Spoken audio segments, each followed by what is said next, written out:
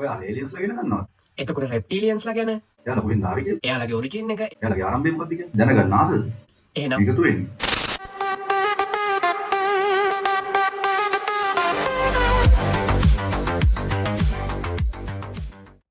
Hello guys.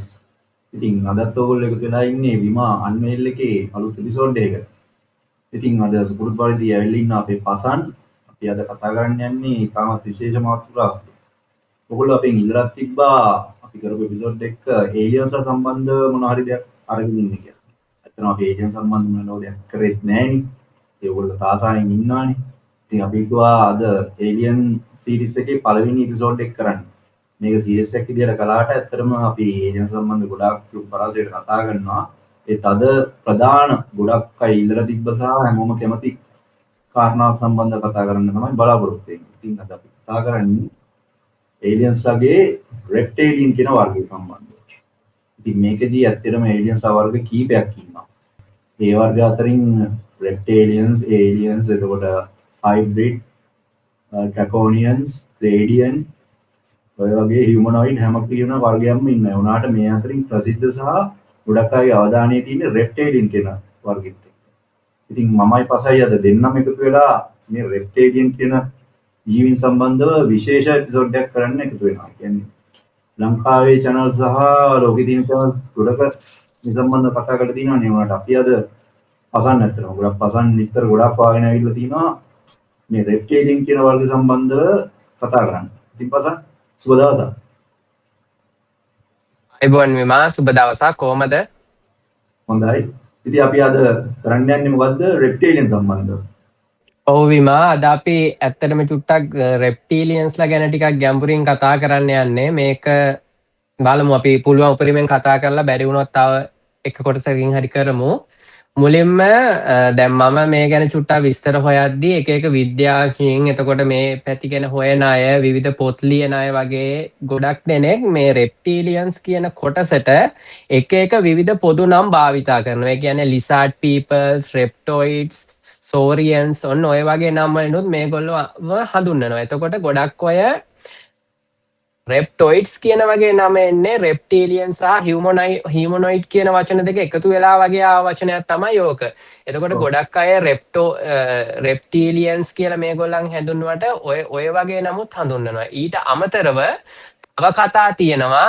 අපි ඔය හැමතිස්සෙම කතා කරන අනුනාකිවරුත් මේ රෙප්ටීලියන්ස්ලාගෙම යම්කිසි වර්ගයක් කොටසකට බෙදිච්ච කට්ටිය කියලා. එතකොට ඔයා කතා කරපු අර ඩ්‍රැකෝනියන්ස් කියලා කතා කරේ අපි. ඒ කියන්නේ ඔය ඒගොල්ලන්ගේ ගොඩාක් කතා වෙන්නේ ඔය චීනේ සම්බන්ධයෙන් පැත්තට ගියාම ඔය චීනේ ඇඳලා තියෙන රූපවලට එහෙම සම්බන්ධ මකර වංශිකයන් කියන කතාව එක්ක ඔය ඩ්‍රැකෝනියන්ස් කියන කට්ටිය වෙනවා. මෙන්න මේගොල්ලොත් මොකක් හරි පරම්පරාවකින් විශේෂයක් විදිහට රෙප්ටීලියන්ස්ලාට සමාන වෙනවා කියලා ඔය ඉතිහාස සහ මිත්‍යා කතාවල තියෙනවා. හැබැයි මුලින්ම මතක තියාගන්න ඕන මේවා ඔක්කොම කන්ස්පිරසි තියරි. ඇත්තටම මේවා 100%ක් ඇත්තමයි කියලා ඉදිරිපත් කරන්න සාක්ෂි එක්ක සාක්ෂි සාධක නැහැ. නමුත් අද තියෙන මේ යුදමය තත්ත්වය එතකොට ගොඩක් මේ තියෙන ලෝකයේම තියෙන ඔය විවිධ මතවාද ප්‍රශ්න ගැටුම් ඕවා ඔක්කොම එක්ක මේ රෙප්ටීලියන්ස්ලා මේක පාලනය කරනවා කියන ලොකු මතයක් අපිට හැදිලා තියෙනවා. ඒකම තව ඔය නාගාස් කියන නාගයින් කියලා අපි කියන්නේ. ඕකේ ලංකාවේ වෙනම විස්තරයක් තියෙනවා. එතකොට ඉන්දියාවේ ගොඩාක් ගැඹුරට කතා කරන ඔය නාගයන් සම්බන්ධ කතා තියෙනවා. අපි ඉස්සරහට ඒවා ගැන වෙනම කතා කරමු. ඔය එක අපි රටවල්වලට අදාළව යන්නේ කොහොමද කියලා සහ අගම්වලට යන්නේ කොහොමද ඒකත් කතා කරමු. මේ එපිසෝඩ් එකේදී පුළුවන් වුණොත් කියනවා, නැති වුණොත් ඇත්තටම අපි දෙවෙනි එපිසෝඩ් එකේ ඉන් ඩීටේල් කියනවා. අපි දැනට මේ විදිහට කතා කරගෙන යනවා.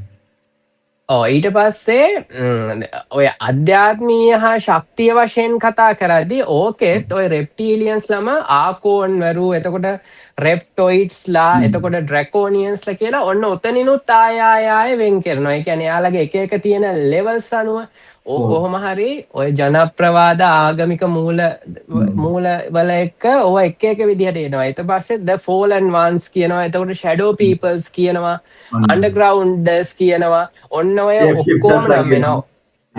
ඔය අතරින් shape shifters ලා කියලාත් කියනවා. ඔය ඔක්කොගෙම සාමූහිකවම ගත්තහම රෙප්ටීලියන් කියන කොට්ටාශයම තමයි ඔය විදිහට භාවිතා කරන්න. එතකොට ඔය රෙප්ටීලියන්ස් කියන කතාව මේ විදිහේ ජීවින් කොට්ටාසයක් මේ වගේ පිටසක්වල ජීවින් කොට්ටාසයක් කියන ඔය කතාව මුලින්ම සමාජයට එන්නේ මීට කලිනුත් ඇවිල්ලා තියෙනවා. ඒ වුණාට බහුල වුණේ ඔය 1990 දශකයේ ඩේවිඩ් අයික් කියන පුද්ගලයා එයා පොතක් ඉදිරිපත් කරා The Biggest Secret කියලා. ඕක 1999 තමයි ඉදිරිපත් කරේ. ඔන්න ඔය ප්‍රධාන කෘතියෙන් තමයි මේ රෙප්ටීලියන්ස්ලා කියන මතේ ඔය ඩේවිඩ් අයික් කියන එක්කෙනා ඉදිරිපත් කරන්නේ. පැහැදිලිද? ඔය ඕටත් අමතරව 1929 දී ආයේ රොබර්ට් හොවාර්ඩ් කියලා කෙනෙක් එයාගේ ද ෂැඩෝ කින්ඩම් කියන ප්‍රබන්ධ කතාවේ ඒක ඉදිරිපත් කරලා තියෙනවා සර්පන්ට් මෙන් කෙනෙක් ගැන. ඒ කියන්නේ සර්ප මිනිස්සු ගැන. ඔන්න ඔතනිනොත් සර්ප මිනිස්සු ගැන පොඩි ආభాෂයක් ඇවිදilla දෙනවා ඒ ෂැඩෝ කින්ඩම් කියන එකෙන්. ඊට පස්සේ 1940 දී මොරිස් ඩොරියල් කියන පුද්ගලයා පුරාණ ඇට්ලාන්ටික් ඒ කියන්නේ ඇට්ලාන්ටිස් ගැන අපි ඒක ගැන කතා කරන්න ඉන්නවා. ඔන්න ඕකෙදිත් ඔය සර්ප මිනිසුන් වගේ පෙනී ඉන්න පුළුවන් ලෝකය පාලනය කරන පිරිසක් ගැන කතා කරනවා. එතනින් පස්සේ ආයේ ඔය අනුනාකිවලි සම්බන්ධයෙන් සෙකෙරියා සිචින් කියන කෙනා ඕකත් ඔය ගොඩාක්ම ප්‍රධාන ධාරාවේ ඉන්න UFO එලියන් ඔය සබ්ජෙක්ට් එක කතා කරන අය හොඳටම දන්න කෙනෙක් තමයි සිචින් කියන්නේ.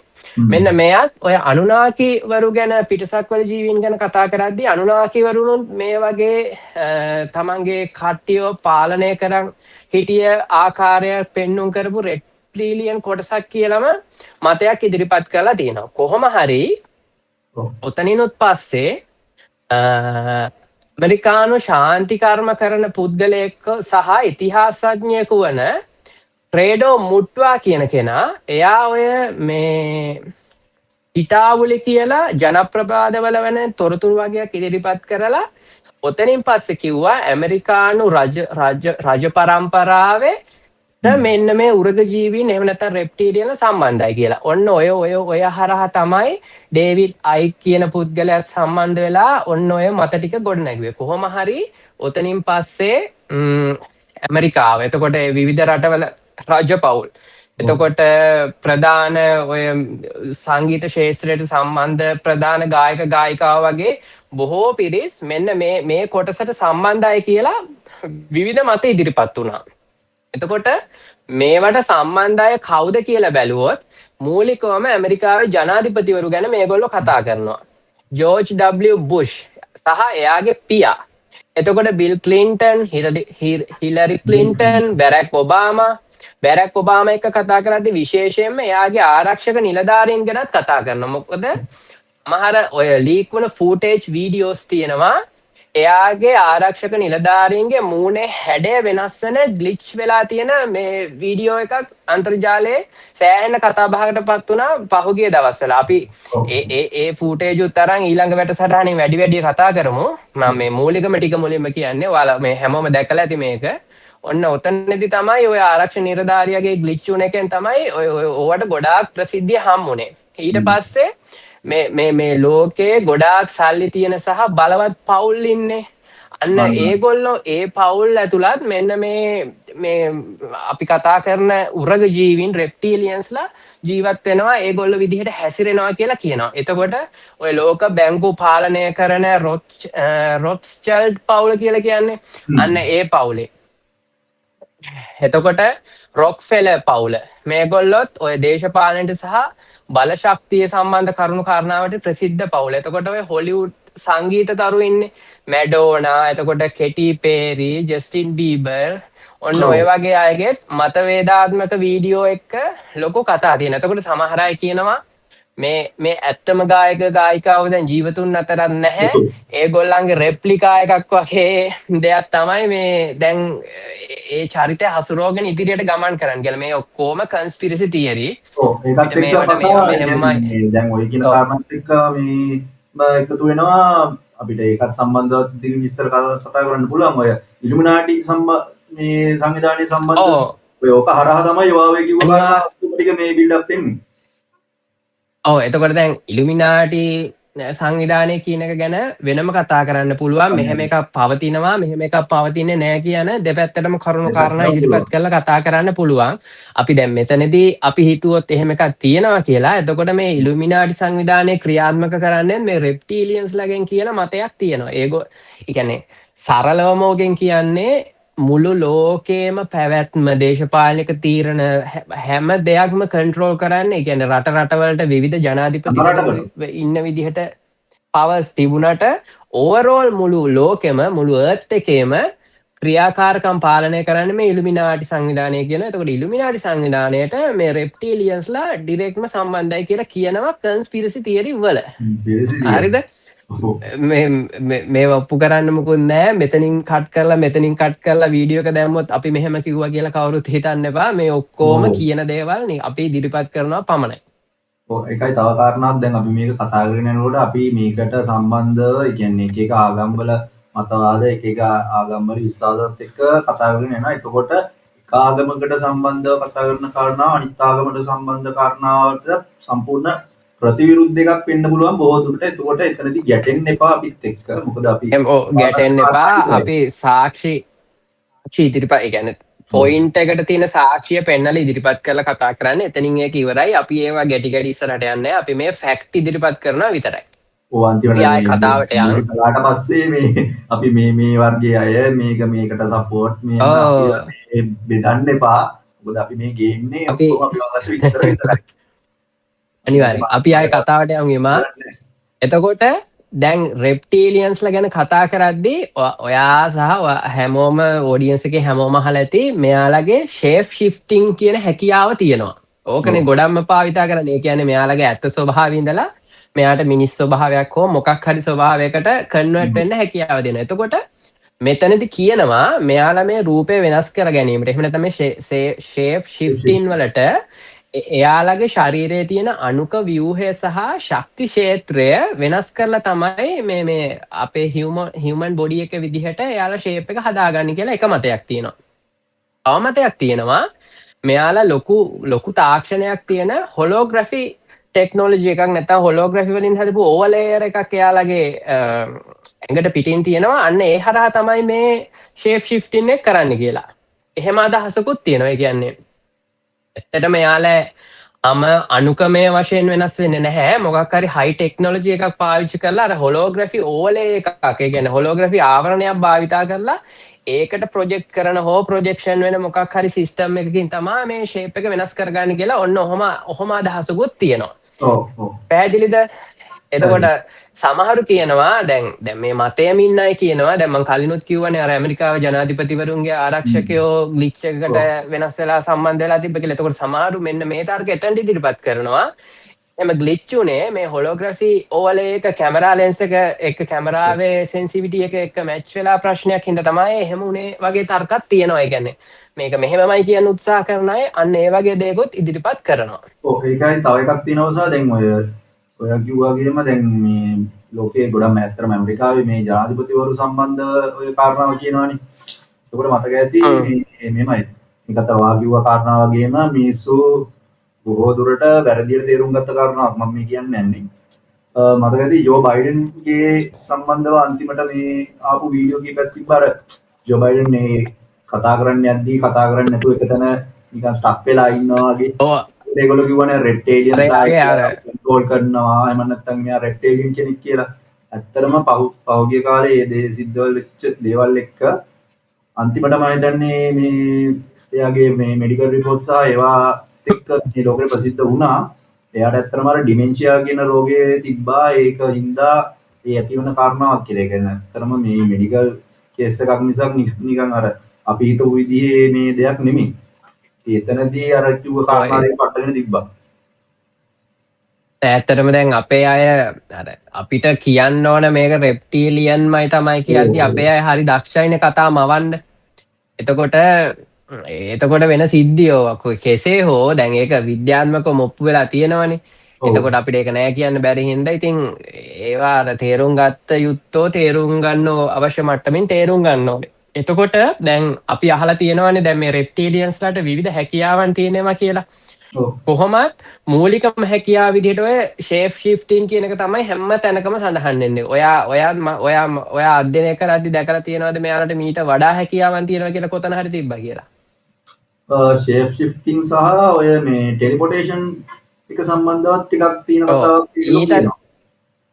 දැන් මම හොයලා බලද්දී මෙතනින් එහාට එක එක වාර්තාවල එක එක තොරතුරු තියෙන පොයින්ට්ස් වල තියෙනවා මෙයාලගේ රීජනරේෂන් ඇබිලිටි එකේ කියන්නේ. ඒ කියන්නේ මොකක් හරි තුවාලයක් වුණාම ඒ වගේ දෙයක් වුණාම මෙයාලගේ සුවවීමේ හැකියාව හරි ඉක්මන් කළේ. ඒ කියන්නේ යාලට අධිවේගීව සුවවීමේ හැකියාවක් තියෙනවා. මොකක් ඔයාලා ෆිල්ම් මේ ඔක්කොම දේවල් සැසිෆයි ෆිල්ම් වල ඔය හැම දෙයකම මේ දේවල් තියෙනවා. එතකොට මේ තොරතුරු තියෙන විදිහට තමයි ඉතින් මේ ඉදිරිපත් කරන්නේ. එතකොට මෙයාලට රීජනරේෂන් පවර් එක හරි ඉහළයි කියනවා මෙයාලා. ඒ වගේම මෙයාලට සෑහෙන ලොකු ආයුෂ තියෙනවා. ඒ කියන්නේ දීර්ඝායුෂ තියෙනවා මේ පුද්ගලයන්ට. මෙයාලට ලොකු කාලයක් ජීවත් වෙන්න පුළුවන්. අවුරුදු 100 ගාණක් 1000 ගාණක් ජීවත් වෙන්න පුළුවන් කියලා කියනවා. ඒ වගේම මෙයාලගේ මේ මානසික සහ මනෝමය හැකියාවන් හරි ඉහළයි. මෙයාලට මනස ඒ කියන්නේ මයින්ඩ් කන්ට්‍රෝල් කරන්න පුළුවන්, වාකිය වගේ ටෙලිපති පුළුවන්. ඒ වගේම මෝහණය කරන්න කෙනෙක්ව මෙයා ඉදිරියේ කවුරු හරි කෙනෙක් හිටියොත් එයාව මෝහණය කරලා Tamanට අවශ්‍ය දේ කරගන්න, Tamanට අවශ්‍ය දේ දැනගන්න ඔන්න ඔය වගේ හැකියාවනුත් මෙයාලට තියෙනවා කියලා කියනවා. ඊට පස්සේ ඉන්ටර්ඩයිමෙන්ෂනල් ඇබිලිටි ගැන කතා කරාම මෙයාලට මාන අතර ගමන් කරන්න පුළුවන් කියනවා. ඒ කියන්නේ තුන්වෙනි මානය, හතරවෙනි මානය ඔන්නෝම අපි මාන කතා කරනවානේ. ඔය මාන අතර ගමන් කරන්න පුළුවන් හැකියාවක් තියෙනවා කියලා කියනවා. තව ඉන්විසිබිලිටි, ඒ කියන්නේ පේන්නේ නැතු යන හැකියාව. දැන් ඔය පේන්නේ නැති වෙන හැකියාව තියෙනවා කියලා අපි හිතුවොත් අපිට හිතන්න පුළුවන් මේගොල්ලෝ ඇත්තට මේ කන්ස්පිරසි ඇත්තටම අර අපි කලින් කිව්වා වගේ හොලෝග්‍රැෆි මොකක් හරි සූට් එකක් හරි මොකක් හරි තාක්ෂණයක් පාවිච්චි කරනවා නම් ඇත්තට මේක ක්‍රියාත්මක වෙනවා නම් ඔය ඉන්විසිබිලිටි කියන එක ගන්න එක හරිම පහසුයි. මොකද එතකොට ඒ ඇඳුම හරි මොකක් හරි ප්‍රොජෙක්ෂන් ලෙවල් එක හරහා ඒ ලෙවල් එකට යාලට යන්න පුළුවන්. මෙයාලට ඉන්විසිබිලිටි, ඒ කියන්නේ අදෘශ්‍යමානව කටයුතු කරන්න පුළුවන් කියන හැකියාවකුත් තියෙනවා කියනවා. ඕක ගැන කතා කරද්දී දැන් මේවා කන්ස්පිරසි ඕවා ගැන කතා කරද්දී මම අර කලින් කිව්වේ ෂේප් ෂිෆ්ටින් වලට මෙයාලා මොකක් හරි හොලෝග්‍රැෆි සූට් එකක් පාවිච්චි කරනවාද කියලා. එන්නේ ඒක එහෙම වෙනවා නම් මෙයාලට මේ ඉන්විසිබිලිටි කියන එක හරිම ලේසියි. මොකද ඒ වගේ තාක්ෂණයක් තියෙනවා නම් ඒ වගේ හොලෝග්‍රැෆි සිස්ටම් එකක් කරහා හරි ලේසියෙන් අපිට පුළුවන් ඔය පේන්නේ නැතුව අදෘශ්‍යමාන වීම කියන කාරණාව කරගන්න. ඊට පස්සේ මෙයාලගේ තාක්ෂණික දැනුම ගත්තාම මෙයාලට හරීම ඇඩ්වාන්ස් ටෙක්නොලොජීස් තියෙනවා. ඒ කියන්නේ ජාන ඉංජිනේරු ශිල්පය, කාලතරණය ඔන්න ඔය වගේ දේවල් වල මාර විදිහට ඇඩ්වාන්ස් ටෙක්නොලොජීස් මෙයාලට තියෙනවා කියලා කියනවා. ඒ වගේම දැන් මේ අපි කතා කරේ මේ දැන් ඔතන ඔයා කිව්වාගේ ඉන්විසිබල් කාරණාව තියෙනවානේ. ඒක ටිකක් විද්‍යාත්මකව ගත්තොත් මේ කැමොෆ්ලාජ් වගේ ටෙක්නික් එකක් විදිහට ගත්තොත් ඒ කියන්නේ යාලා අපිට ඒ කියන්නේ ළඟට මානදට දුර ඉඳන් බලනකොට අපිට එයාලා ඉන්නවා කියලා පේන්නේ නැති විදිහට මේ ඇක්ට් කරන එක තියෙනවානේ. ඒක සාමාන්‍යයෙන් අපිට තියෙනවානේ මේ බෝධිම කටුස්ස වගේ මේ කටුස්ස ගස් අස්සේ ඉන්නකොට එයාලා ඒ ගස් වල හැඩයට ගහ පාට ගස් ඉන්නවනම් කහ පාට ගස් වල හැඩයට තාප් එකක ඉන්නවනම් තාප් එක හැඩේ මේ පාටට ඒ විදිහට වෙනස් වෙනවානේ. ඔන්න ඔය වගේ ඕක ඇවිල්ලා විද්‍යාත්මක කාරණාවක් නේ. අන්න ඒ වගේ දැන් ඔය මේ කටුස්සාය කියන්නේ තුරග ජීවියෙක්නේ. මේ කතා කරන්නේ ක්‍රෙප්ටේරියන් උර්ග වර්ගයක්නේ. උර්ග පිටසක්වල කියන එකනේ. අන්න ඉතින් ඒගොල්ලන්ටත් ඔය කියන කටුස්සන්ගේ වගේ අර හැමේ තමන්ගේ වටපිටාවට මේවා ඉන්න පුළුවන් හැකියාව කියන එක තියනවා නම් ඔය කියන කාරණා ඇත්තටම මේ ප්‍රායෝගික කාරණාවක් මම හිතන විදියට. මම හිතන්නෙත් ඇත්තටම මේ තියරීස් හැදිලා තියෙන්නේත් ඔය එක සත්තුන්ගේ තියෙන ඇබිලිටීස් ඒක ජානමය වශයෙන් ඇවිල්ලා පුද්ගලයෙකුට පාවිච්චි කරොත් එතකොට ඒක perform කරන්න පුළුවන් කොහොමද කියන තැනක ඉඳන් මම හිතන්නෙත් ඔය හැදිලා තියෙන්නේ ඇත්තටම. දැන් ඔයා කිව්ව කාරණේ ඇත්තටම ඉතින් වෙන්න පුළුවන්. මොකද සත්තු ගොඩක් සත්තු බූවල්ලා එතකොට වා කියපු කටුස්ස ඔය සත්තු හැමෝටම තමන් ඉන්න පරිසරයේ වර්ණ වලට අනුගත වෙලා එයාලගේ හැමේ ස්කින් කලර් එක වෙනස් කරන්න පුළුවන්. හැබැයි යොදන ප්‍රශ්නේ තියෙන්නේ කෙනෙක්ට ලං වෙලා හෝ හොඳ විමසිල්ලෙන් බැලුවොත් ඕක දුරට තමයි ඕක ගොඩක් සාර්ථක. ලං වුණාම ඔය ඕක අඳුරගන්න පුළුවන්. ඕක තියෙන්නේ අර සත්ව ලෝකයේ ආරක්ෂාවට වගේ කටයුත්තකට මේ ඔය ස්වභාව ධර්මයෙන් ඕක ලැබිලා තියෙන්නේ. එතකොට දැන් මේගොල්ලෝ රෙප්ටීලියන්ස්ලා කියන අය ඇත්තටම ඉන්නවා නම් මම හිතනවා පෞද්ගලිකව මෙයාලගේ ඊට වඩා ලොකු ටෙක්නොලොජි එකක් මොකක් හරි ඇඩ්වාන්ස් ටෙක්නොලොජි එකක් පාවිච්චි වෙනවා ඇති. ඇති. මොකද මෙයාලා ඇත්තටම මිනිස්සු හරහා මුසු වෙනවනේ. ඕකට මත කීපයක් ඉදිරිපත් කරන්න පුළුවන්. එක ඔහොම එහෙම නැත්නම් අර මං කිව්වා හොලෝග්‍රැෆි සූට් එකක් මොකක් හරි එහෙම වුණත් අපිට සමහර වෙලාවට අර සාමාන්‍ය පරිසරයේ ඒ වගේ එකක් මූව් වෙද්දී හොඳට බලන කෙනෙක්ට ළඟ ඉද්දී උනා චූටි වෙනසක්. ඒ කියන්නේ මම කියන්නේ මේ අපිට තියෙන තාක්ෂණය අද පාවිච්චි කරන තැන ඉඳන් මම කතා කරන්නේ. මොකද අපේත් ඔය වගේ පරීක්ෂණ ඇත්තටම කරනවා. ඒ වගේ මූව් වෙද්දී අපිට හොයාගන්න පුළුවන්. ඉතින් මෙයාලගේ තාක්ෂණය ඊට වඩා ඇඩ්වාන්ස් කොහොමද කියන්නේ මම දන්නේ නැහැ. නමුත් ඉතින් ඔය මත ඔක්කොම තියෙන ඔයා කිව්ව එකත් හරි ඒකත් වෙන්න පුළුවන්. මොකද යාලා ඒගොල්ලන්ගේ DNA වලින් මික්ස් වෙලා ආව කොට්ටාසයක් කියලා කතා කරනවානේ. එතකොට ඒ මතේ අපිට කෙලින්ම දාන්න පුළුවන්. ඉතින් දැන් අපි කතා කරේ මෙයාලගේ තියෙන ඇබිලිටිස් ගැන. ඒ වගේම මෙයාලගේ තියෙන දුර්වලතාවත් මොනවා හරි කියලා කොහේ හරි සඳහන් වෙන්න බෑ. ඔය ගැන චුට්ටක් හොයලා බලද්දී මෙයාලට ඔය ලොකු බියක් හරි ලොකු අධික කෝපය වගේ දැනුන අවස්ථාවල ඔය ෂේප් ෂිෆ්ටිං කියන එක හරියට වැඩ කරන්නේ නැහැ කියනවා. ඒ කියන්නේ අර ඒක එක දිගටම පවත්වාගෙන යන්න පුළුවන් එකක් නෙමෙයි. මොනවා හරි කලබල හරි ලොකු කෝපයකටපත් වුණ වෙලාවකට මෙයාලගේ ෂේප් ෂිෆ්ටිං කියන හැකියාව හරියට වැඩ කරන්නේ නැහැ කියනවා. ඒ වගේම ලොකු කම්පනයක් ඇති වූ විටත් මේක වැඩ කරන්නේ නැහැ කියනවා. ඒ වගේම ඉලෙක්ට්‍රොමැග්නටික් ෆීල්ඩ් එක මොකක් හරි විද්‍යුත් චුම්බක ක්ෂේත්‍රවල බලපෑම නිසා මෙයාලගේ මේ අර ෂේප් ෂිෆ්ටිං ඇබිලිටි එක හරියට ෆන්ක්ෂන් වෙන්නේ නැහැ කියනවා. එතකොට අපිට හිතුව හැකි අර මං කලින් කිව්ව කාරණා දෙකම මොනවා හරි මෙයාලගේ මෙන්ටල් එක එක්ක වැඩ කරන මොකක් හරි වෙන්නත් පුළුවන් මේකේ තියෙන්නේ. අර ඉලෙක්ට්‍රොමැග්නටික් ෆීල්ඩ් එක ගත්තාම සමහර විට එයාලගේ තාක්ෂණයට එකෙන් බලපෑමක් වෙන්න ඉඩ තියෙනවා. ඔව් සාමාන්‍යයෙන් අර මිනිසුන්ගේ මොනවා හරි දෙයක් මොනවා හරි ලොකු හොඳ හැකියාවක් තියෙනවා නම් ඒක මේ ස්කිල් එකක් තියෙනවා නම් ඒකෙන් වැඩක් ගන්න බෑනේ. ඇත්තටම කෙනෙක් ස්ට්‍රෙස් වෙලා ඉන්නවා නම් ડિප්‍රෙස් වෙලා ඉන්නවා නම් ඒ වගේ තමයි. ඒ කියන්නේ සිද්ධියක ඉඳන් කවුරු හරි සින්දු කියන කෙනෙක්ගේ හෝ කතා පවත්වන කෙනෙක්ගේ වුණත් මොනවා හරි ස්ට්‍රෙස් වෙලා හරි කලබල බය වෙලා ඉන්න වෙලාවක ඒ පර්ෆෝමන්ස් එක හරියට කරන්න බැහැනේ. ඔතන හැම දෙයකම ඔතන ඉඳන් භාවනාව කරන කෙනෙක්ට උනත් එයාත් සංසුන් මානසින් නෙමෙයි නම් ඉන්නේ ඒ කිසිම වැඩක් හරියට කරගන්න බෑ. මේවා ඉතින් අර ඉදිරිපත් කරලා තියෙන තොරතුරු මම ඉදිරිපත් කරනවා සරල තොරතුරු වෙන්න පුළුවන්. ඒ වුණාට ඉතින් ඔය විදිහට සඳහන් වෙනවා.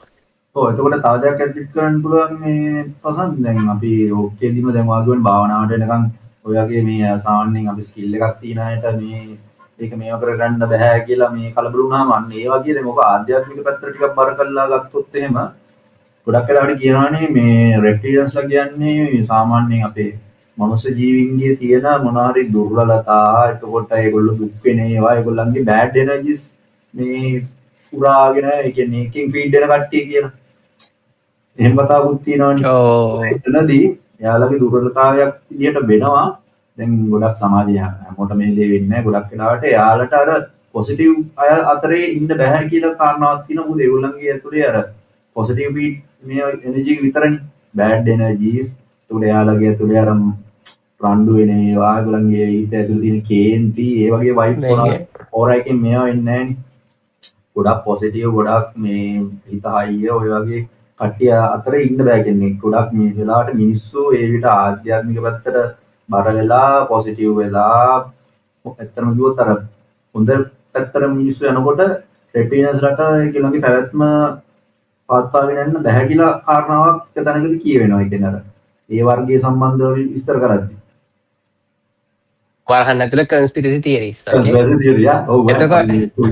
එතකොට ඔයා ඕක කියද්දි මට තව දෙයක් මතක් වුණා. දැන් ඔය ගොඩක් අය එක එක වීඩියෝ ෆූටේජස් අපි කලිනුත් කිව්ව ඉදිරිපත් කරනවානේ මේ අහුවෙලා තියෙන මෙන්න මේ අය කියලා. ඔතනදිත් කියනවා අර ඔයා දැකලා ඇති යාළගේ අර ඇස් එහෙම මේ නිකන් අමුතු පොඩි වෙනවා, කටුස් එක්කුගේ වගේ වෙනස් වෙනවා, සමේ ස්වභාවය වෙනස් වෙනවා. ඔන්න ඕවා කැමරාවලට සටහන් වුණාම මේ ඒගොල්ලෝ කියලා කියන්නේ ඔන්න ඕක වෙන්න හේතුව අර මං කලින් කිව්වේ යාලගේ දුර්වලතා තියෙන්නේ යාලා මොන හරි ඉලෙක්ට්‍රොමැග්නටික් ෆීල්ඩ් එකට අහු වුණාම නැත්නම් කලබල වුණාම අධික කෝපයටපත් වුණාම අන්න ඔය වගේ තත්වයකට අහු වුණාම තමයි යාලේ ඒ පොඩි වෙනස යාලගේ ඇති වෙන්නේ කියලා මතයක් තියෙනවා ඔය අතරේ. ඔව් එහෙම කියන්නත් පුළුවන්. ඒකට අතන මේ සමාහට වැරද්දක් වෙන්නත් පුළුවන්. එහෙම නැත්නම් ඒක මේ පැත්තට හරි මේ හරි කියලා කියන්නත් පුළුවන්. ඔව්.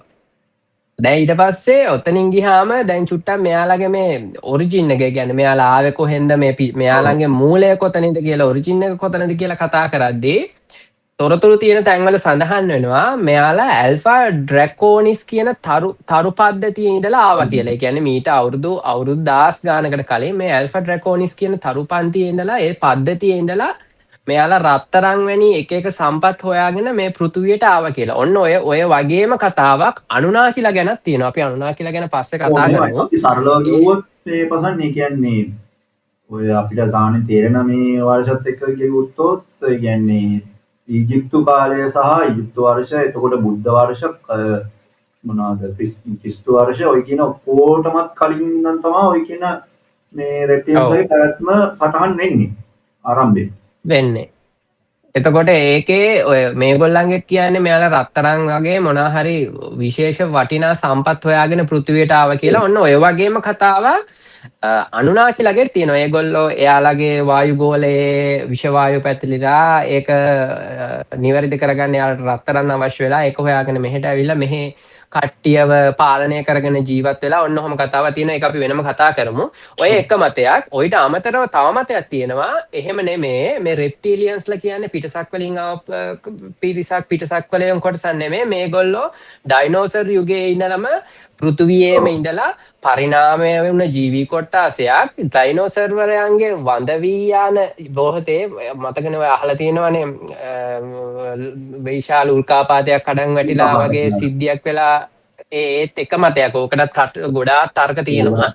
කොහොම හරි ඒ වඳ වී යෑමට මුහුණ දුන්න අවස්ථාවේ මේගොල්ලෝ එයාලගේ ආරක්ෂාවට පොළවේ අභ්‍යන්තරවට ගිහිල්ලා එහෙ රහසිගතව ජීවත් වුණා කියලා.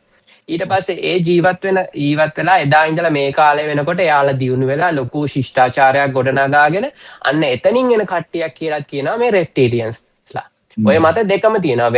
වෙනම තරුපන්තියකින් නම් ආවා කියලා කියනවා නැහැ. මේ එහෙම කොහෙවත් නෙමේ. අපේම අය ඩයිනෝසර් වරුන්ගේ යුගයේ ඉඳලම පැවතිලා දියුණු වෙලා පරිණාමණය වෙලා ශිෂ්ටාචාර ගොඩනගාගෙන දියුණු වුණ කොටසක් කියලා කියනවා. ඔව් මෙතනදී තව වෙලාවකට මේ අතන පටල ගන්නවා කට්ටිය නාග සහ රෙප්ටිලියන් කියන්නේ දෙකම එක වර්ගයක් කියන එක. උතනදී ඇත්තටම ඔබ වෙනස් වෙනවා ලංකාවේ විශ්වාස සහ ඔය කියන ලෝකේ තියෙන අනිත් මේවත් එක්ක. ඒකට මන්නම් පෞද්ගලික කාරණා වගේ පෞද්ගලික අදහස රෙප්ටිලියන් සහ නාග කියන්නේ වර්ග දෙකක්. මගේ අදහස. ඔය වර්ග දෙකක්. මොකද නාග කියන්නේ මේ ලෝකේ කලින් ඉඳන් හිටපු වර්ගයක්. ඉතින් මගේ විශ්වාසය අනුව නාග කියලා දැන් මේ අපි චුට්ටක් පැත්තට යන්කෝ නාග කියලා කතා කරද්දී ඇත්තටම මේමා ලංකාවේ නාග ගෝත්‍රය කියලා කොටසක් ඉන්නවා. ඉන්දියාවට ගියාම ඉන්දියාවේ නාග කියලා කතා කරන්නේ වෙනම සිද්ධියක් තියෙනවා. මොකද දැන් ඔයා උදාහරණයකට බලන්න ඉන්දියාවෙන් මොකක්ම හරි කතාමාලාවක් හරි චිත්‍රපටියක් හරි හැදුවොත් නාගයෙන් සම්බන්ධ කරලා එයාලට අනිවාර්යෙන් ෂේප් ෂිෆ්ටින් ඇබිලිටි එක තියෙනවානේ. දැන් ඔය එක රූපවාහිනී නාලිකාවල හඬ කවල එහෙම ගිය අපේ ලංකාවෙත් තියෙන ඉන්දියාවේ කතාමාලා ඔය හැම එකකම ඒගොල්ලන්ට මේ වෙනම මිනිස් රූපයකට එන්න හැකියාව තියෙනවානේ. එතකොට චුට්ටක් ඒවා අපි ඒවා ගැන සලකලා බලද්දී මම කියන්නේ මේවත් කන්ස්පිරසි තමයි. ඒ වුණාට මම කියන්නේ ඒ සිතුවිලි ඒවා එහෙම හදන්න මෙයාලට මොකක් හරි මූලයක් එන්න ඕනනේ මේ නාගයා කියන සත්වයාට මෙහෙම වෙනස් කරන්න පුළුවන් කියලා. නැත්තම් එහෙම නැත්තම් වෙන මොකෙක් හරි පූසෙක් වගේ හදලා දාන කතාවකට ඒ ඇබිලිටි එක දෙන්න එපා. ඔව් වන්නේ. ඒ වුණාට ඉන්දියාවෙන් එන හැම කතාවකම ඔය නාගයෙන් සම්බන්ධ වෙද්දී හැමෝටම ෂේප් ෂිෆ්ටින් එක කියනවා. එතකොට ලංකාවේ ගත්තාම නාග මාණික්‍ය, නාග ලෝකය, එතකොට රුවන්මලි මහා සෑය හා සම්බන්ධ නාග දොරටු කතා ඔය හැම දේම තියෙනවනේ. ඔයාගේ වගේ මාත් හිතන්නේ අපේ නාග කියන්නේ නම් ඊට වඩා වෙනම ශිෂ්ටාචාරයක් වශයෙන් දියුණු වුණ කොටසක් වෙන්න ඇති. කියන්න බෑ. අපි ඒක වාගේ ප්‍රේක්ෂකයන්ටම බාර කරමු. මොකක් හරි ලින්ක් එකක් හදන්න සමහරට යාලට පුළුවන් වෙයි. කොහොම වේද කියලා ඒක මට කියන්න බෑ. එවුණට අර නාගයෝ එක්ක කතා කරද්දී ඇත්තටම ඒ උරග ජීවීන්ට අර අපේ හිත්වලින්ම හැදිලා තියෙනවා මොකක් හරි ෂේප් ෂිෆ්ටිං කියන එකක්. ඕක කොහොමද ආවේ කියන්නේ? කොහොමද ඕක අපේ ඔළුවට වැටුනේ? ඔන්න ඔය ප්‍රශ්න තමයි ඉතින් කියලා මේව කරන්නේ තියෙන්නේ. දැන් ඕක කැලණියේ මේ වගේ තියනවනේ කියන්නේ කැලණි පන්සලටත් මේ එක වෙලාවකට නාග ලෝකෙන් අය එනවා. ඒ කියන්නේ මේ වැඩිදිට හිතන්න එපා මේ එහෙම අර එක වෙලාවකදී නාග ලෝකෙන් මේ බෝධිය තියෙන තැනට කට්ටිය එනවා. එතකොට මේ නාග ලෝකෙට යන තැන තියෙන්නේ මේ කැලණි පන්සලේ එක තැනකින් මෙහෙම කියලා විශ්වාස ටිකක් තියෙනවානේ. සහ ධාතුන් වහන්සේලා සම්බන්ධ ගොඩක් කාරණාවලදී කියන්නේ නාග ලෝකේ මේ ආරක්ෂාවට තියලා ධාතු මේට වැඩමෙව්වා කියලා සඳහන් වෙනවනේ. කියන්නේ අපි කියන සමහර ගාථාවලත් ඔය කියන මේ පාඩේ කියවෙනවා. ඔව් ඒ වගේම මේ අර මෙයාලගේ ඔරිජින් එක ගැන කතා කරද්දී තව මතය තුන්වෙනි මතයකුත් තියෙනවා. අර ඩේවිඩ් අයික් කිව්වේ මම පුද්ගලයෙක් අර පොත ලිව්ව එක්කනේ 1999. අන්න ඒ පුද්ගලයා කියනවා මෙයාලා තුන්වෙනි මානයේ කට්ටිය නෙමෙයි. මෙයාලා හතරවෙනි මානයේ ඉඳන් තුන්වෙනි මානයට ඇවිල්ලා තියෙනවා. ඒගොල්ලන්ගේ මේ පැමිණීමේ අරමුණ තමයි අර මනුෂ්‍ය සිරුරක් හරි මිනිස්සුන්ගේ ජාන හරි මෙයාලට අවශ්‍ය වෙන හින්දා මේගොල්ලෝ එහෙනම් මෙහෙට ආවා කියන මතයකුත් එයා ඉදිරිපත් කරනවා. කොහොම හරි ඉතින් ඔය මත තුනම තියෙනවා. ඊට පස්සේ දැන් අපිට හිතන්න ඕනනේ මේගොල්ලෝ දැන් පෘථිවියේ ඉද්දි මේගොල්ලෝ එයාලගේම ස්වරූපය කියන්නේ රෙප්ටිලියන් කෙනෙක්ම වශයෙන් එහෙනම් කොහෙද ජීවත් වෙන්නේ කියලා. ඕකටත් විවිධ මත තියෙනවා. ඕකට ගොඩක් අය කියනවා මේගොල්ලෝ පොළව අභ්‍යන්තරයේ එයාලගේ ජනාවාස හදාගෙන ඉන්නවා කියලා. එතකොට ඒ තැන්වලට එයාලා කියනවා ඔය උමම් මාර්ගවල වගේ ගැඹුරු ස්ථානවල. එතකොට ඔය මෙක්සිකෝවේ එහෙම තියෙන විවිධ බේසස් වල හිමාලය වගේ කඳු පන්ති වල ඒගොල්ලන්ගේ රහසිගත මධ්‍යස්ථාන තියෙනවා. මේගොල්ලෝ ඒ තැන්වල ඉන්නේ කියලා. අපි තව ඔය පිටසක්වල පදනම මතම ඉන්න අය කියනවා හඳ එතකොට අඟහරු වල වගේ ඒ තැන්වල රහසිගත ජනපද හදාගෙන මෙයාලා ඉන්නවා කියලා. කියන්නේ ඔය හඳේ පේන්නේ නැති පැත්තක් කියලා කතා කරනවා. හැබැයි ඉතින් දැන් ආටිමිස් මෙහෙයුමෙන් ගිහිල්ලා ඕක වටේ අර ස්ලිං ෂොට් එකක් වගේ දාලා ආවනේ.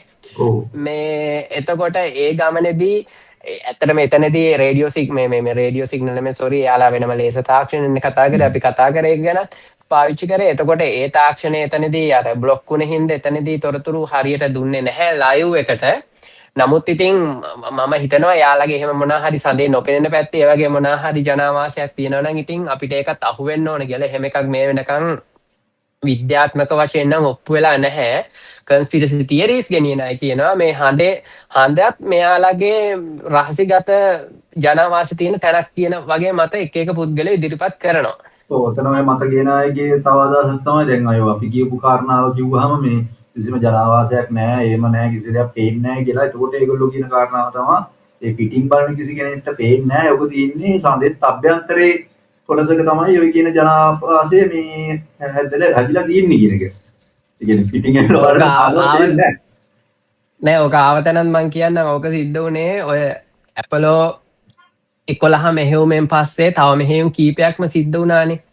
ඔය අතර ගියේ එක මෙහෙයුමක ඔයාට මතකනේ ප්‍රධාන රොකට්ටුවෙන් ගිහිල්ලා එතන ඉඳන් වෙනම හඳට යන්න වෙනම චූටි චන්ද්‍රිකාවක් වගේ අර වෙනම යානයක් දියත් කරනවානේ. එතකොට ඔය 11න් පස්සේ එක ගමනකදී ඔන්න ඔය යානය ආය වෙලා එයාලා පෘථිවියට එන ගමන පටන් ගද්දී මෙයාලා ඒ රොකට් එකේ ඉඳන් හඳට යන්න ගමන් කරන යානය හඳට අතෑරියා. ඔය සිද්ධිය වුණ වෙලේ හඳට එක වැටුණයින් පස්සේ ලොකු දෝංකාරයක් වගේ සද්දයක් ආවා. එතකොට ඔය හරහා පරීක්ෂණ කරලා තමයි ඔන්න ඔය හඳ ඇතුළ හෝල් ඔය කියන්නේ හිස් තැනක් කුහරයක් තියෙනවා කියන මතය ආවේ. කියන්නේ වටේට ඔහම තිබ්බට මැද හිස් ඇතුළේ කවුරු හරි ජීවත් වෙනවා කියන මතේට එක පොයින්ට් එකක් උනේ ඔන්න ඔය කාරණාව. ඕකත් කන්ස්පිරසි තමයි. කන්ස්පිරසි තමයි.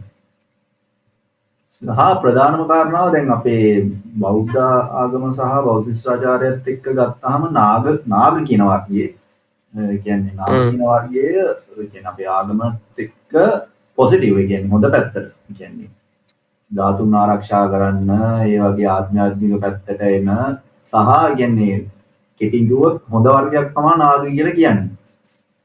අපේ කියන්නේ බෞද්ධ ශිෂ්ටාචාරය සහ බෞද්ධ ආගම කියන කාරණාව ඇතුළේ. හැබැයි ඕකෙම අනිත් පැත්ත තමයි කතෝලික ආගමේ මේ සම්බන්ධව මේ පැහැදිලි කිරීම වල තියෙන්නේ. අපි ඒකත් පැහැදිලි කරන්නම් මේ ඔව් මෙතනදී කියන්න ඕනේ ඒකත් මෙතන අපි තව චුට්ටයි කතා ගන්නවා නෙමෙයි මේ අපි තියෙන ඔව් කාරණා නෑ ටික නෑ කියන්නේ.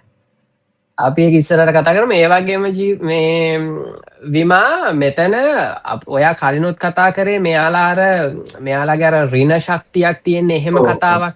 එතකොට මෙයාලගේ ওই ජීවන රටාව සහ පෝෂණය ගැන කතා කරද්දී ඔයා කිව්ව කතාව ඔන්න ඔතනදි කතා වෙනවා. ඒ කියන්නේ මෙයාලා ආහාර වලට වඩා ශක්තිය එහෙම නැත්නම් එනර්ජි එක. මෙතන එනර්ජි කියන්නේ අර ඔයා කලින් කිව්වා වගේ අර ඕරා එක හරෝ මොකක් හරි යම්කිසි එනර්ජි මට්ටම් වලින් කතා කරන එක මේ කියන්නේ.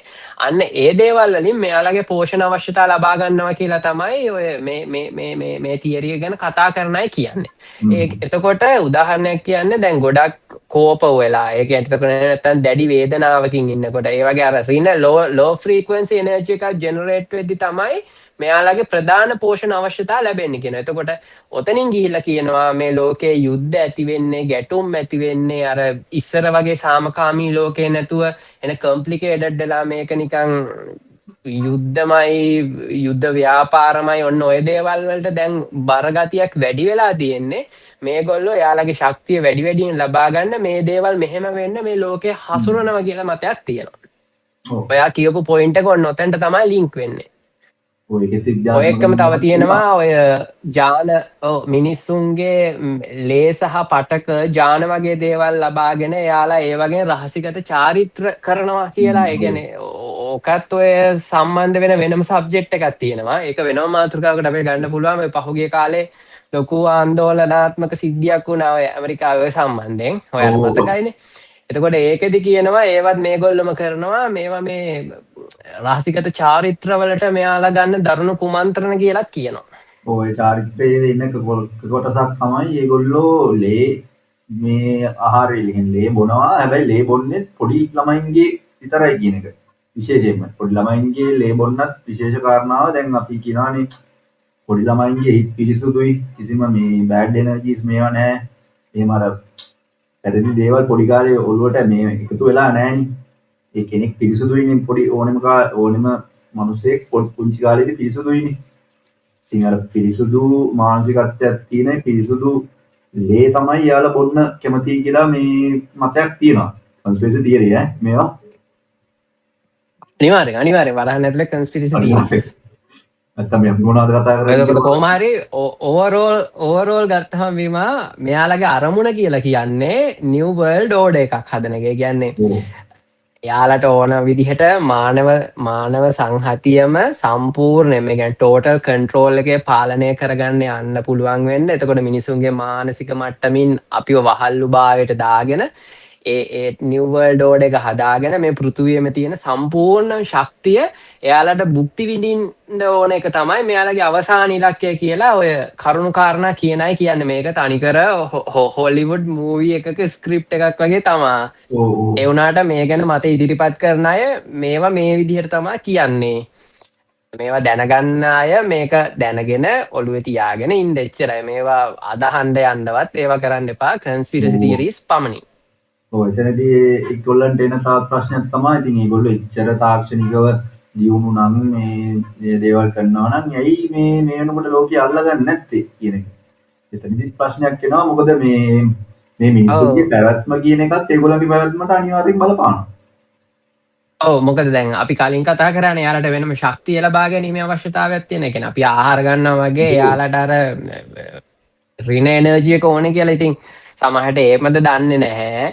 එහෙම නැත්තම් මේ ඔක්කොම මේ කන්ස්පිරසි තියරි එක ගොඩ නගාගෙන යන්න හැදුව ඒවා වෙන්නත් පුළුවන්. ඔය එක ඒවා තියෙනවා ඉතින්.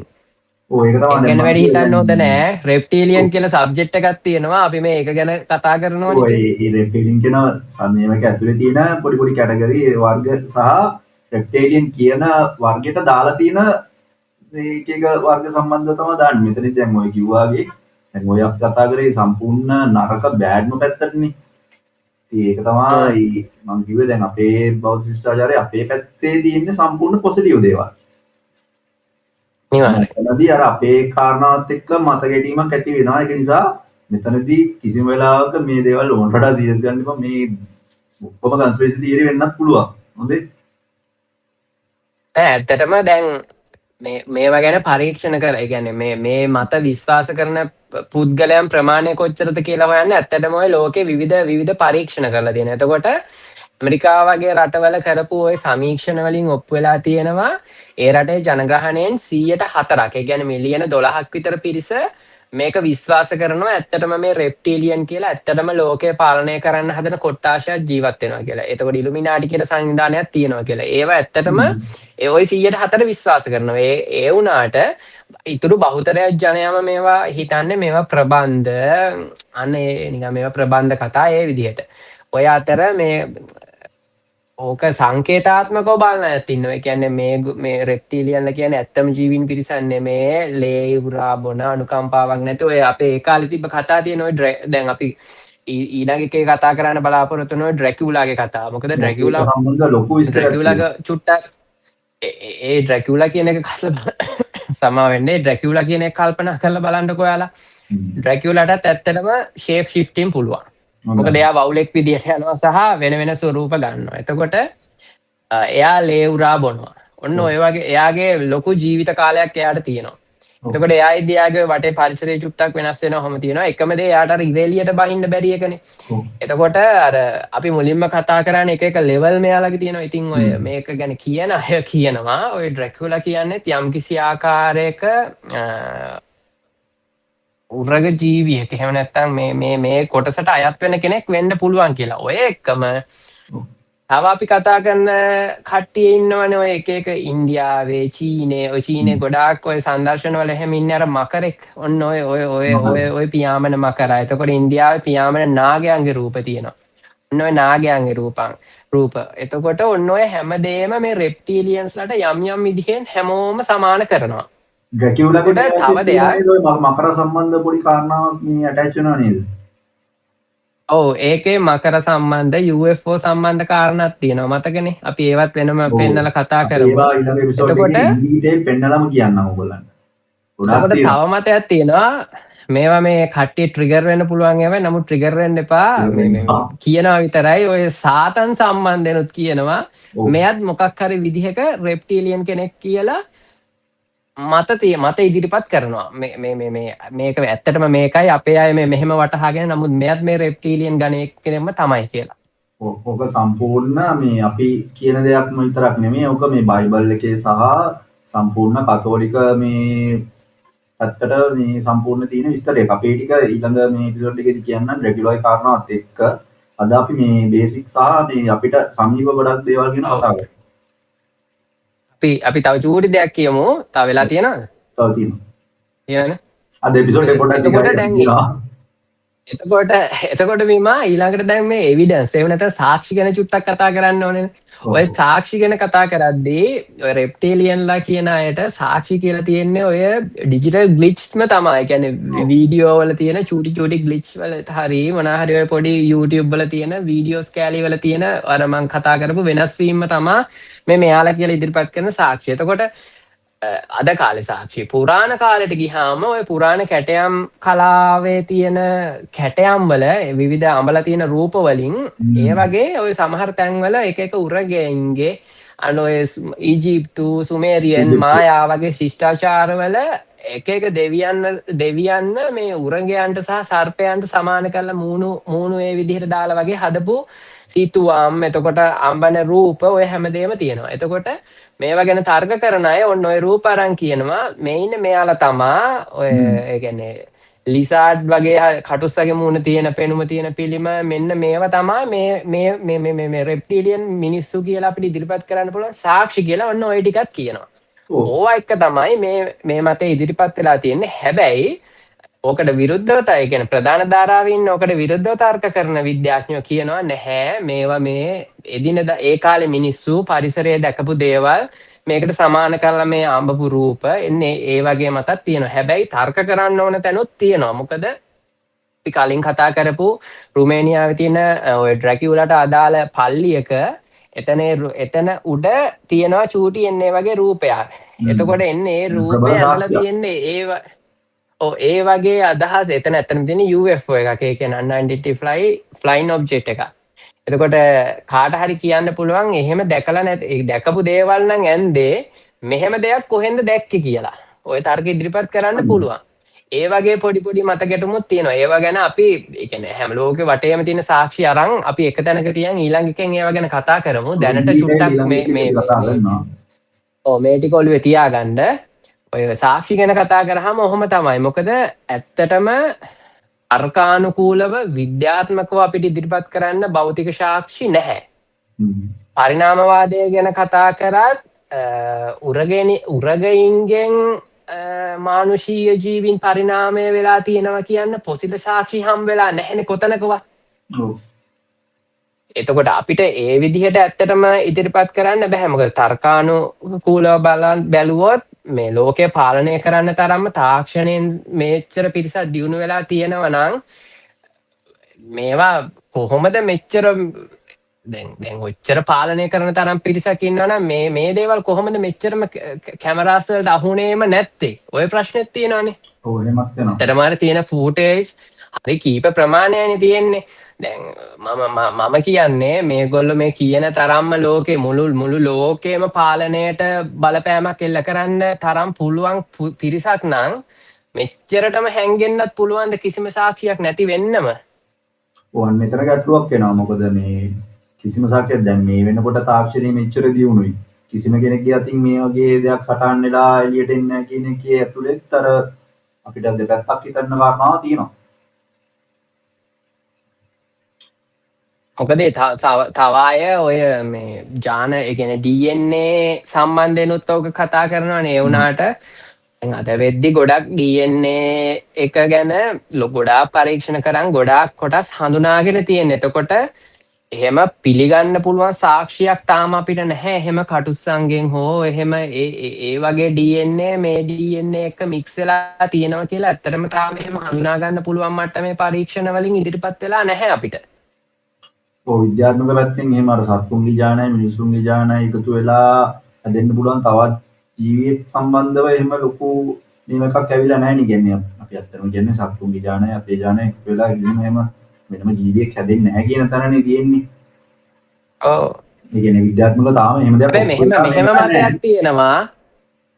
ඔව් ඒක සම්බන්ධයෙන් නැති වුණාට ওই විද්‍යාඥයන්ගේ අලුත්ම චූටි මෙහෙම මතයක් තියෙනවා. ඒ කියන්නේ මොකක් හරි උල්කාපාතයකින් DNA අණු පෘථිවියට ඇවිල්ලා ඒ DNA අණු වලින් මොකක් හරි විදිහකට මිනිස්සයා ගොඩනැගුණා නම් අන්න ඒ තැන්වල පිටසක් වල ජීවි මොකක් හරි DNA එකක් මූලයක් තියෙන්න පුළුවන්. ඒක වෙනයි. එහෙම තර්කයක්ත් තියෙනවා. ඒවා පටල ගන්න එපා. මේ රෙප්ටීලියන් කියන සීන් එක වෙනම කතාවක්. එතකොට ඒ දෙක මික්ස් වෙලා කියලා දැනට එහෙම විද්‍යාත්මක වශයෙන් කිසිම තැනක ඔප්පු වෙලා නැහැ. ඔව් මොකද මේ අපේ අත්‍තරම් පරිණාමවාදී ওই පුරුක් අතරත් පොඩි ප්‍රශ්නයක් තියෙනවානේ නේ. අතව කතාව. ඔව් ඒ කියන්නේ එතකොට එහෙම ඒ කියන්නේ අපි ඒක කියන්නේ සාමාන්‍යයෙන් අපි පරිණාමණය වේගෙන ආව වේගෙට ඒ ආව වේගයේ ඉඳලා ආවනම් අද අපි මේ ඉන්න තත්ත්වයට එන්න මීට වඩා කාලයක් යනවා. යම් කිසි තැනක අපි ලොකු පිම්මක් අරන් තියෙනවා. ඒ පිම්මට හේතුව මොකක්ද කියලා පරීක්ෂණ කරන ප්‍රශ්න කරන අය ඉන්නවා. උතෙන්ට අනුනා කියලා එනවා. උතෙන්ට අනුනා කියලා ආවහම එතන ඒක මම ඉක්මනට කියන්නම්. ඒකෙදි කියන්නේ අනුනා කියලා මේකට රත්තරන් කැනීම් කරන්න ආවට පස්සේ එයාලට සේවක පිරිසක් ඕන වෙනවා. ඒ සේවක පිරිස අපේ පෘථිවියේ හිටපු අයට ඒ වගේ මොලේ යොදවලා කටයුතු කරන්න පුළුවන් තරම් බුද්ධිමත් ජීවීන් ඉඳලා නැහැ. එතකොට අනුනා කියලා පරීක්ෂණ මට්ටමින් අපේ DNA එකක එක ජාන කොටසක් වෙනස් කරලා අපි බුද්ධිමත් ජීවීන් බවට පත් කරලා තියෙනවා. ඔතනින් තමයි ওই ગેප් එක කැඩුනේ කියලා ඔය පිටසක් වල ජීවය සහ UFO කියන දේවල් ගැන මත ඉදිරිපත් කරන පරීක්ෂකයන් කියනවා ඔය අනුනා කියලා තමයි යන්නේ නැති වුණ තැන දැම්මේ කියලා. ඔව් සහ විද්‍යාත්මකව මේ කියන්නේ DNA සහ ඔය පරීක්ෂණ කරන අයගේ අතරේ තාම උත්තරයක් නැති ප්‍රශ්න කීපයක් තියෙනවා පරිණාමවාදී අන්තිම පුරුක් දෙක අතර.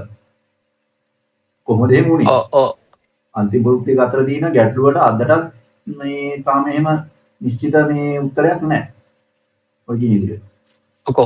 කොහොම හරි අර මං කලිනුත් කිව්වා වගේ සාමාන්‍යයෙන් හියුමන් ගෙනෝම මේ වෙද්දී ලොකු විදිහට ලොකු ප්‍රමාණයක් ඉස්සරහට ගිහිල්ලා ඔය සිතියම් ගත කරලා තියෙන්නේ ඔය DNA එක කොහොමද ඔව්. වෙන්නේ ඕක ගැන පරීක්ෂණ කරලා තියෙන්නේ. එතකොට එයාලා කොහොමත් ඕකේ කිසිම පෘෂ්ඨ වංශිකයෙකුට අයත් ඒ කියන්නේ උරගයෙක්ට අයත් මේ ජාන කොටස් ඒකට මික්ස් වෙලා නැහැ කියන මතේ තමයි අද වෙද්දී ඉන්නේ. මේවා මේ කාරණා ගොඩක් තියෙනවා. ඉතින් මම හිතන්නේ අපි අදට අපේ එපිසෝඩ් එක සරලවම එහෙම මුහුන් වීමක් වෙලා නැහැ එහෙම එකක්. මම හිතන්නේ අපි අදට කතා කරන්න ඕනේ කාරණා ඔක්කොම ටික කතා කරා. ඊළඟ සතියේ මේ සම්බන්ධව අර අපි කලින් කියපු විස්තරවල ඉන් ඩීටේල් රූප සටහන් මේ හැම දෙයක් එක්කම ඔයාලට ඉදිරිපත් කරන්නම්. මෙතනදී මම අපි දෙන්නම ආයි කියනවා අපි මේ ගේන්නේ කරුණු කාරණා කීපයක් සහ අපි හොයාගත්ත දේවල් විතරයි. මේ කන්ස්පිරසි තියරි අපිත් එක්ක ප්‍රශ්න ඇති කරගන්න එපා. අපි මේ හොයාගන්න විස්තර කියන්නේ.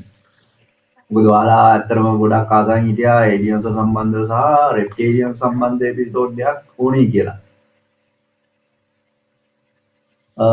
ඉතින් මම ඔව් අපි දැන් ඊළඟ එකෙන් ඔව් අපි ඊළඟ එකෙන් දැන් ඔයත් හොයන් ඇවිල්ලා තියෙනනේ කරුණ ගොඩක් ඔය ඩ්‍රැකියුලා ගැන එහෙම අපි ඒවා සාක්ෂි ඒ කියන්නේ සාක්ෂි මට්ටමින් තියෙන විදිහට ඉදිරිපත් කරලා ඒව ගැන කට්ටිය කතා කරන ටිකයි තව ඉන්දියාවට ගිහිනුත් අර මං කිව්ව නාග ගැන කතා කරන්න ඕන ඒකයි ලංකාවේ තියෙන සාක්ෂි සාධකත් ඔය ලංකාවේ ඌව පළාතට වගේ අයත් වෙන ඔය විහාරවල එහෙම ගල් සිතුවම් වල තියෙනවා ඇත්තටම ඊජිප්තුවේ වගේ අර මිනිස් ශරීරයට සත්තුන්ගේ හිස එකතු කරලා ඇඳපු රූප ඒ වගේ ෆොටෝ වගේකුත් අදත් මං ඔයාලට දැම්මා අන්නේ ඒ වගේත් එක්ක චුට්ටක් අපි කතා කරලා බලමු කන්ස්පිරසි මට්ටමේම කතා කරලා බලමු අපි හිතනවා දැන් මේකෙන් ඇත්තටම රෙප්ටීලියන්ලා ගැන අර වෙන තැන් වලින් ආව දැනුමට වඩා වැඩිපුර දැනුමක් එන්න ඇති කියලා ඔයාලගේ තියෙන ඇබිලිටිස් කොහෙන්ද ආවේ කින්ද මන්ද විස්තර ටික ගැන ඊළඟ එකේදී අර විස්තර ටිකත් එක්ක තව DNA පැත්තත් චුට්ටක් ඕන වැඩිපුර කතා කරලා අපි කතාවක් දාමු. හොඳයි එහෙනම් අදට අපි එපිසෝඩ් එක නවත්තනවා. අපි ඊළඟ සතියේ රෙප්ටිලියන් part 2 එකෙන් වැඩි විස්තර සහිතව ඔයගොල්ලොත් එක්ක හම් වෙනකන් හැමෝටම සුබ දවසක්.